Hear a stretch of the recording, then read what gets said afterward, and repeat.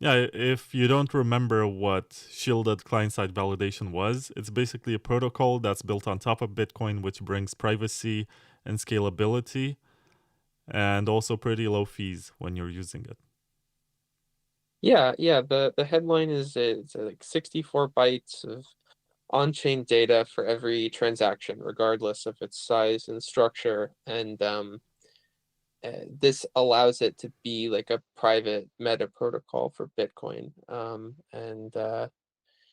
Just normal caveats. It requires some kind of bridge to actually work with Bitcoin, the asset. So this is kind of where Robin's interest in BitVM and mine, I think maybe originally came from. Because Robin had worked on a previous idea a little bit previously called ZK coins, which shielded CSV is like a kind of elaboration of and has a similar evolutionary history. But yeah, yeah. So 64 bytes per on-chain transaction and perfect privacy. So Do you see that happening in the near future and that being a protocol that's actually implemented in Bitcoin as opposed to a research paper?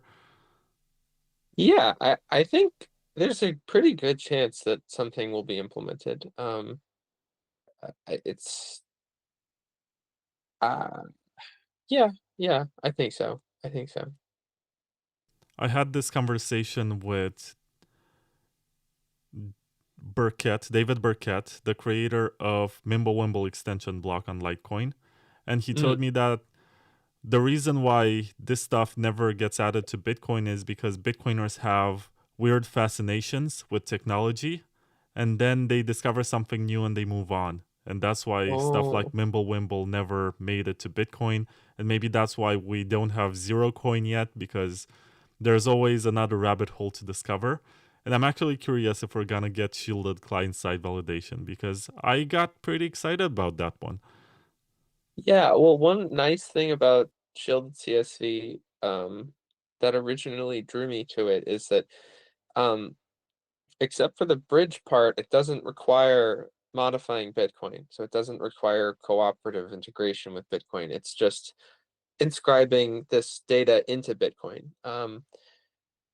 For the bridge, right? I mean, you could talk about things like cat or other sort of soft forks for snark verification, basically, which would be necessary for like a trustless um, two-way peg, with the same kind of security you'd get from a snark verifier on Ethereum.